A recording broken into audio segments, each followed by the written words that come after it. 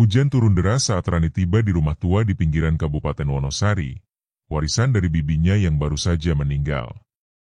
Usia rumah itu mungkin sudah setua usia kemerdekaan. Catnya mengelupas, jendelanya berderik, dan hawa dingin menyelimuti halaman yang dipenuhi pohon bambu tua. Ini tempatnya, gumam Rani, memeluk jaket tipis. Rambutnya basah sebagian, dan wajahnya tampak lesu. Sudah 2 tahun ia menjanda. Ditinggal Ragil, suaminya, karena mereka tak kunjung punya anak dan tak kunjung kaya.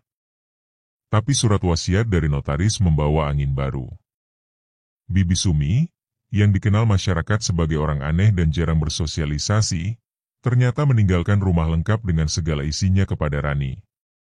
Di dalam, rumah itu lebih mencekam. Lantai kayu berderit setiap langkahnya. Meja-meja penuh debu.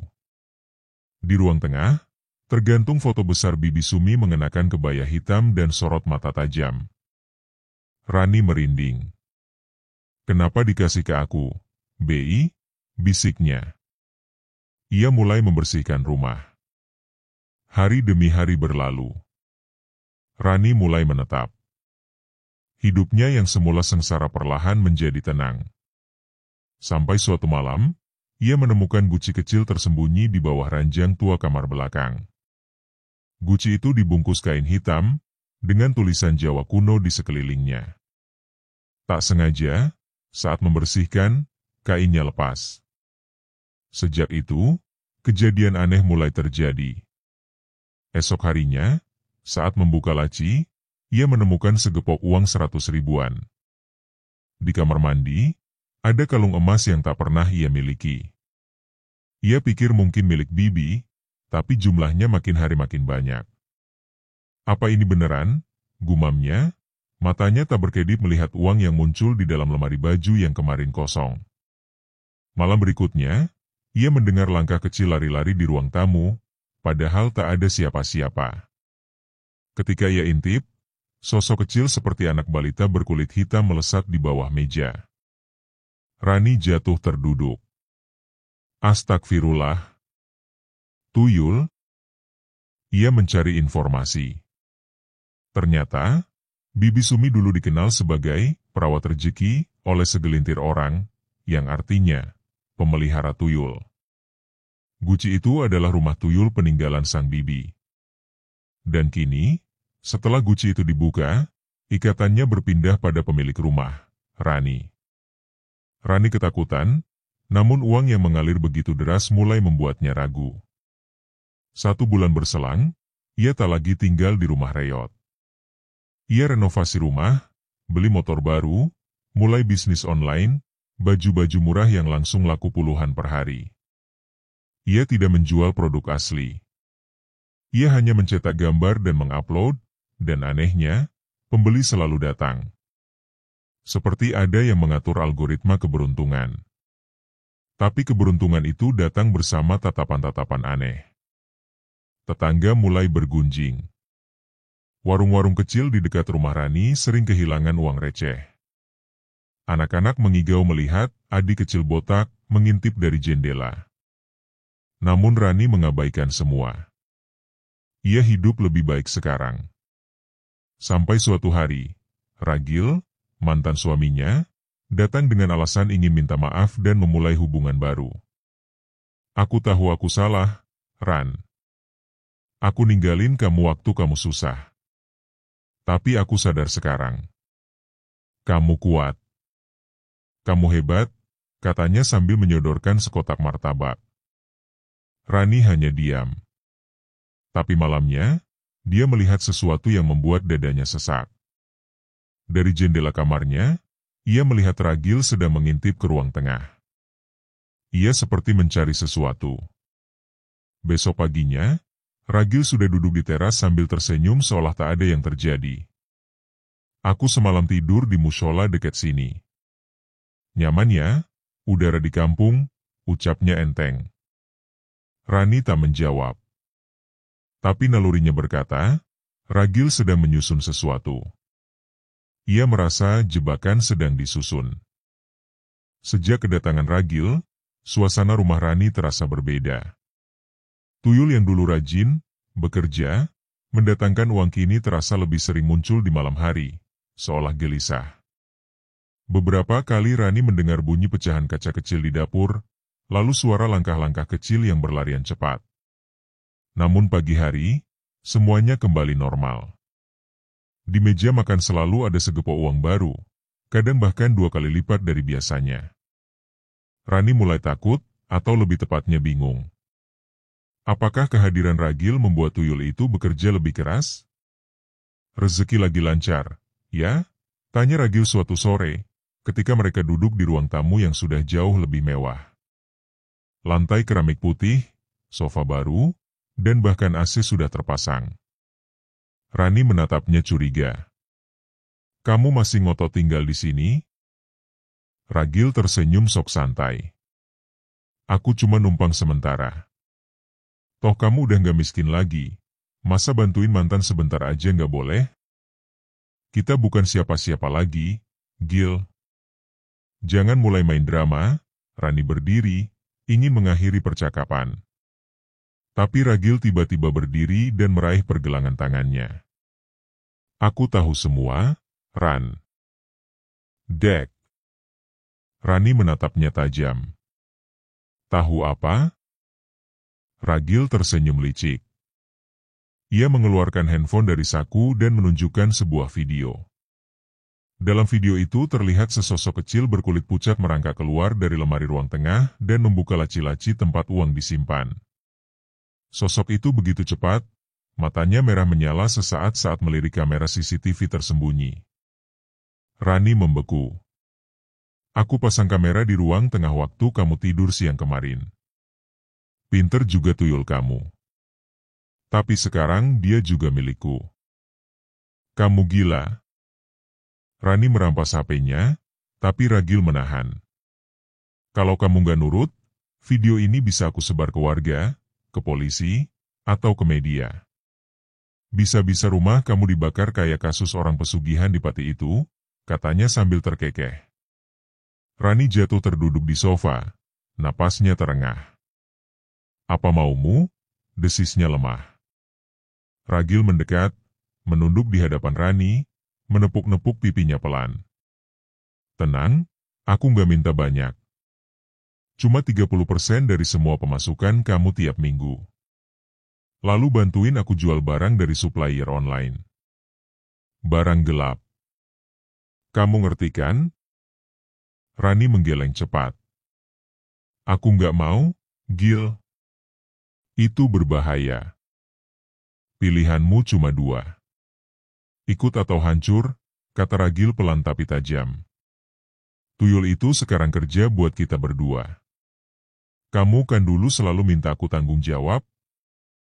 Nah, sekarang aku bantu kelola bisnis keluarga, tambahnya sambil tertawa.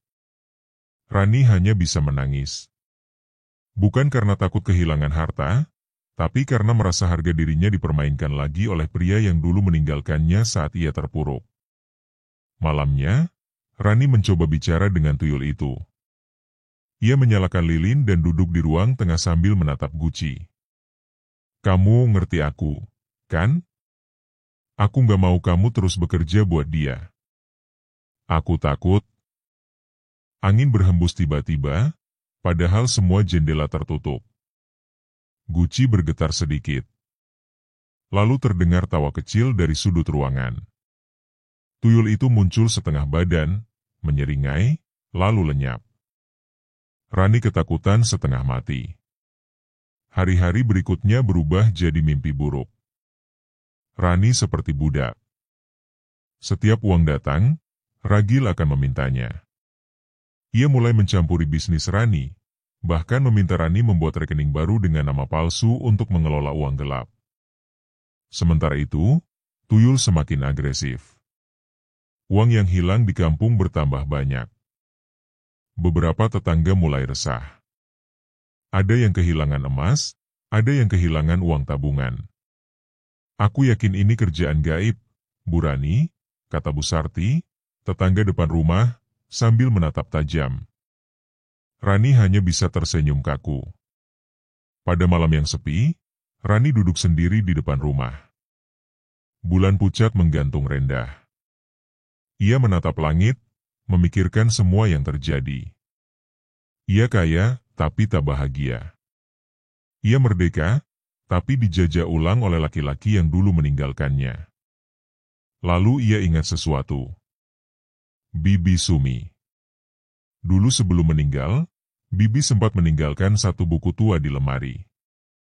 Sebuah buku berisi catatan tangan, semacam warisan petunjuk bagi penerus. Rani membuka buku itu malam itu juga. Di halaman ke-23, tertulis, "Jika kau tak sanggup lagi menanggung ikatan ini, maka lepaskan dengan syarat. Jangan kau takut. Tapi bersiaplah kehilangan segalanya. Sebab tuyul bukan makhluk peliharaan, dia penjaga keserakahan. Dan dia akan memilih tuannya yang paling haus." Rani menutup buku itu dengan tangan gemetar. Ia sadar. Jika ia ingin bebas, ia harus mengorbankan semuanya. Tapi yang lebih penting, membuang ragil dari hidupnya. Rani mulai menyusun rencana. 3 hari setelah membaca catatan di buku tua milik Bibi Sumi, Rani mulai bertingkah seolah pasrah. Ia mengikuti semua kemauan ragil, bahkan dengan senyuman. Tapi di balik itu, ia menyusun siasat. Ia tahu, jika ia menunjukkan perlawanan secara terang-terangan, ragil akan menghancurkan segalanya, termasuk dirinya. Rani mulai mendekati tuyul itu, bukan sebagai majikan, tapi sebagai sosok yang lebih manusiawi. Ia letakkan susu dan kue kecil di dekat guci tempat tuyul biasa muncul, lalu berbicara pelan setiap malam. "Aku tahu kamu capek." "Aku juga capek," bisiknya. "Kalau kamu bisa dengar aku, bantu aku keluar dari semua ini. Aku nggak mau kamu dipaksa kerja buat orang yang nggak punya ikatan denganmu." Malam demi malam, tuyul itu muncul makin jelas. Ia duduk di pojok ruangan, menatap Rani dengan mata merah kecil, tapi tak mengganggu. Sekali waktu, ia bahkan menepuk pundak Rani dengan tangannya yang mungil dan dingin. Rani merinding, tapi tak bergeming. Malam keempat, Rani mengubur botol kecil berisi rambut dan kuku ragil, yang ia curi dari sisir dan tempat sampah, di belakang rumah, sambil membacakan mantra dari buku Bibi Sumi. Ritual itu disebut sebagai pemutus hak waris gaib. Tujuannya jelas, memutus pengaruh ragil atas tuyul. Sementara itu, ragil makin tak terkendali. Ia mulai sering datang mabuk, bahkan sempat menampar Rani karena uang yang ia minta belum cair. "Kamu pikir aku nggak bisa cari tuyul lain?" "Hah?" bentaknya suatu malam. Rani menangis, tapi bukan karena sakit, melainkan karena muak. Ia tahu, waktunya makin dekat. Malam Rabu Pahing, malam yang dalam catatan Bibi Sumi disebut sebagai malam netral antara dunia manusia dan dunia halus. Rani bangun pukul 1.30 dini hari, berpakaian serba putih.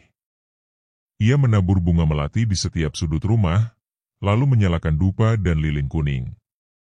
Rumah itu perlahan dipenuhi aroma mistis dan ketegangan yang menggantung. Tepat pukul 2, guci di ruang tengah mulai berguncang. Tuyul muncul, kali ini lebih besar, lebih jelas. Ia menatap Rani tajam, lalu mengangguk seolah mengerti niat majikannya. Kemudian pintu depan berderit. Ragil masuk dengan langkah sempoyongan. "Apa ini semua, hah? Kamu ngapain tengah malam begini?" Rani berdiri diam. Tak menjawab. Aku tanya, "Rani, kamu manggil apa ini?" "Tuyul." "Jin? Kamu mau ngelawan aku?" Tiba-tiba, lampu padam. Hening. Seketika, suara-suara langkah kecil memenuhi rumah. Dari atas plafon. Dari bawah lantai. Dari balik tembok. Suara terkekeh, suara rintih. Lalu satu suara berat muncul dari arah belakang Ragil. "Kau bukan tuanku." Ragil membalikkan badan. Tuyul itu berdiri di belakangnya, kali ini lebih tinggi dari manusia biasa. Sosoknya berubah, tak lagi sekadar makhluk kecil. Kini ia mirip anak-anak dengan mata merah darah dan mulut hitam menganga. Apa ini?" Ragil terhuyung, mundur. Duk! Tubuh Ragil terpelanting seperti ditampar sesuatu yang tak terlihat.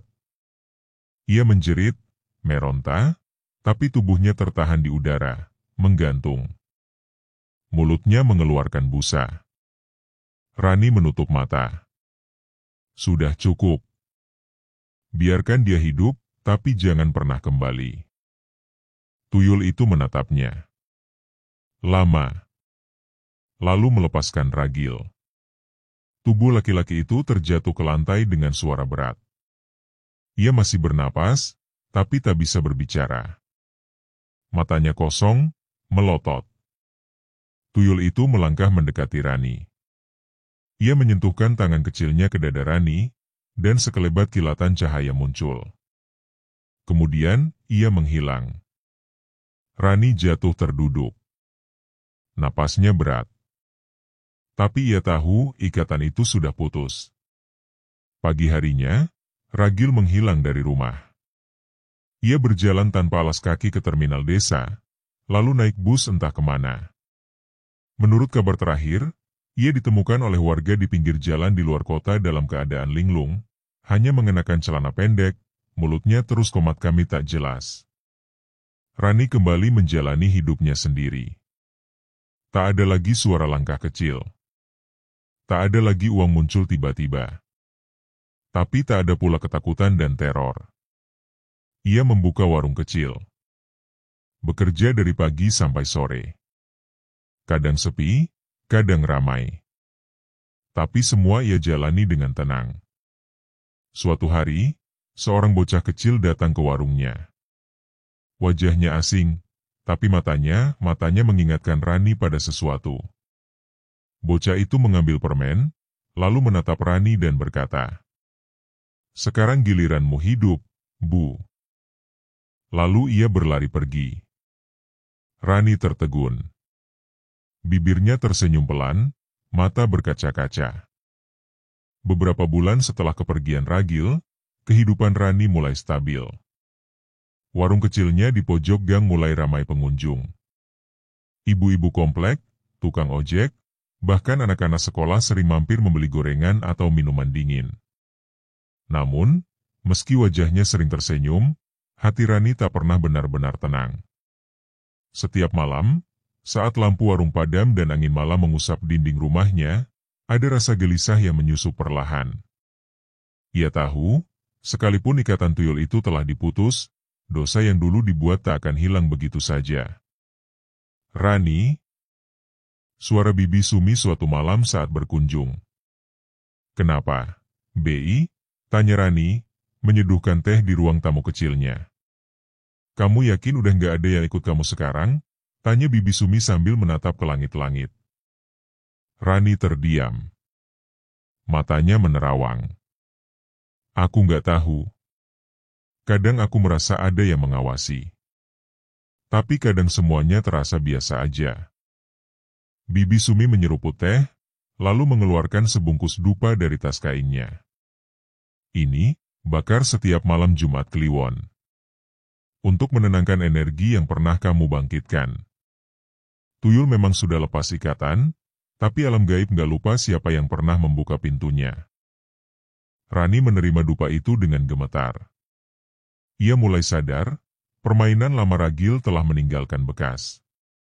Dosa itu bukan hanya soal memelihara tuyul, tapi soal membiarkan roh anak yang seharusnya tenang dipaksa bekerja, mencuri, dan menyakiti. Malam Jumat Kliwon pertama, Rani menyalakan dupa dan duduk bersila di depan pintu rumah. Bau harum bercampur getir menusuk hidungnya. Tak lama kemudian, suara langkah kecil terdengar dari arah halaman. Pelan, tapi makin dekat. Tep! Tep! Tep! Jantung Rani berdegup kencang. Tiba-tiba, sesosok bayangan kecil melintas di balik tirai jendela. Sekilas. Cepat. Tapi cukup jelas, tubuh mungil, rambut berantakan, dan mata merah menyala. Rani menahan napas. "Apa kamu belum pergi juga?" bisiknya. Tak ada jawaban. Ia menutup mata dan mulai berdoa. Membacakan ayat-ayat yang diajarkan Bibi Sumi. Lalu menaburkan bunga 7 rupa di sekitar dupa. Tiba-tiba, suara pecahan kaca terdengar dari dapur. Ceraak. Rani meloncat, berlari ke belakang. Di lantai, toples berisi gula pecah berserakan. Tapi tak ada siapapun di sana. Nafasnya tersengal. Ia berjongkok, memunguti pecahan kaca satu persatu, sambil berkata lirih. "Maafkan aku. Aku ikut salah. Aku terlalu takut waktu itu, aku diam. Aku tahu kamu gak pernah minta dilahirkan jadi tuyul." Air matanya menetes ke lantai. Dan di belakangnya, bayangan kecil berdiri diam. Wajahnya kini lebih jelas, tak menyeramkan, tapi justru sedih. Ia menatap Rani seperti ingin bicara, tapi tak bisa. Tiba-tiba, ia menoleh ke arah pintu, lalu menghilang dalam bayangan. Malam itu, Rani tak bisa tidur. Suara langkah kecil terus terdengar di seluruh rumah, tapi kali ini bukan teror. Justru seperti anak kecil yang tak tahu harus kemana. Tak tahu harus tinggal di dunia mana. Beberapa hari kemudian, Rani pergi ke makam tak bertanda di ujung desa.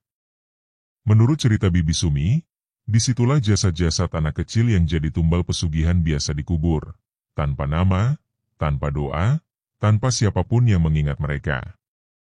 Rani membawa bunga kamboja putih, air mawar, dan sepotong kain kafan. Ia duduk di antara nisan-nisan tak beridentitas, lalu menunduk. "Kalau kamu anak yang dulu dipaksa kerja buat aku cuma mau bilang, aku minta maaf. Aku nggak tahu harus gimana menebusnya, tapi aku bakal doain kamu setiap malam." Angin tiba-tiba berhembus kencang. Daun-daun kering beterbangan, dan suara samar anak-anak terdengar dari arah barat makam. "Bu, aku pengen tidur, aku capek." Rani menangis terisak. Ia tak peduli baju kotornya, tak peduli tanah yang basah. Ia hanya tahu malam itu, dosanya mulai dicuci oleh air mata penyesalan. Beberapa minggu kemudian, seorang ustaz muda bernama Zaki mulai rutin datang ke warung Rani. Awalnya hanya beli teh dan gorengan, tapi lambat laun mereka mulai bercakap-cakap. Zaki ternyata lulusan pesantren di luar kota, baru ditugaskan sebagai pengajar ngaji anak-anak di desa itu. Bu Rani tinggal sendiri, tanya Zaki suatu sore. "Iya, Pak Ustaz," jawab Rani malu-malu. "Kalau butuh dibersihkan atau dibacain doa, saya bisa bantu. Rumah ini auranya agak berat." Rani tersenyum getir. "Saya tahu. Tapi saya lagi belajar menebusnya." Zaki menatap Rani, lalu mengangguk pelan. Kalau Bu Rani sudah niat berubah, insya Allah juga nggak akan diam. Tapi memang sebagian dosa harus kita bayar sendiri. Rani mengangguk. Malam itu, ia tidur dengan tenang. Untuk pertama kalinya setelah berbulan-bulan tak ada suara langkah kecil. Tak ada bayangan merah. Hanya suara jangkrik di kejauhan dan desiran angin dari sela jendela. 3 bulan berlalu sejak Rani mulai rutin membersihkan rumahnya dari sisa-sisa ikatan gaib.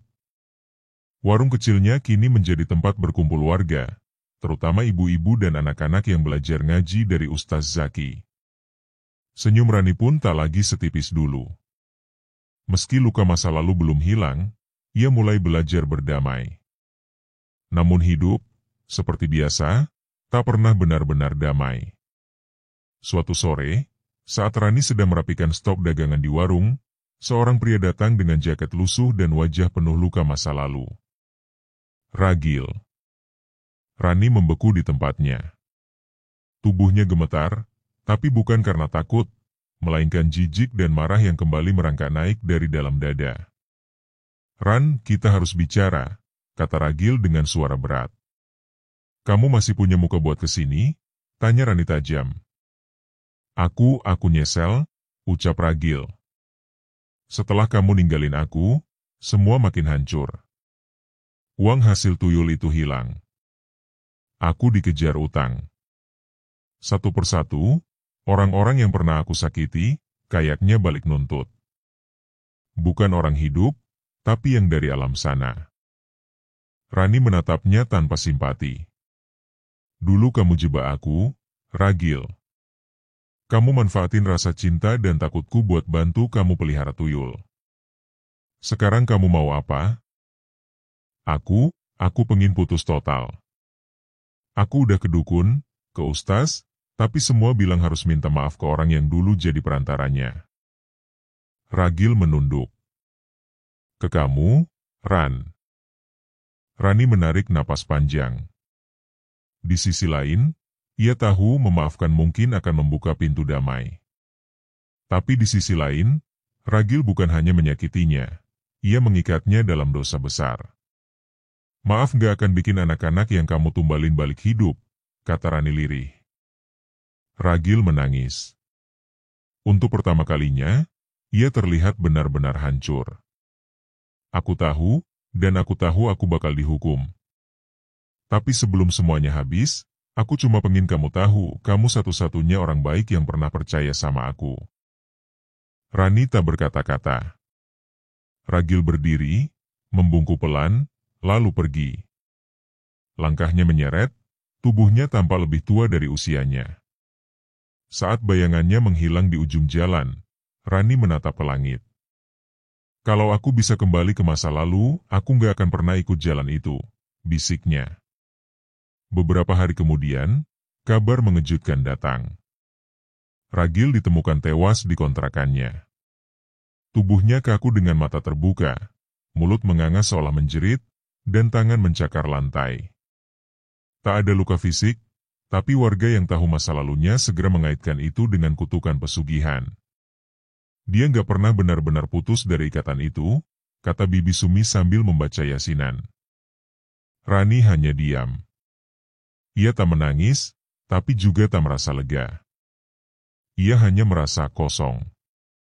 Ada rasa kehilangan, tapi bukan kehilangan cinta, melainkan kehilangan bagian dari dirinya yang dulu bodoh dan rapuh. Beberapa bulan kemudian, warung Rani makin maju. Ia menyulap bagian belakang rumah jadi ruang belajar ngaji. Anak-anak datang setiap sore, membawa buku ikro dan semangat polos yang menenangkan. Ustaz Zaki menjadi guru tetap. Tak hanya mengajarkan ngaji, tapi juga sering membantu memperbaiki lampu, memperbaiki atap, atau mengecat tembok yang retak.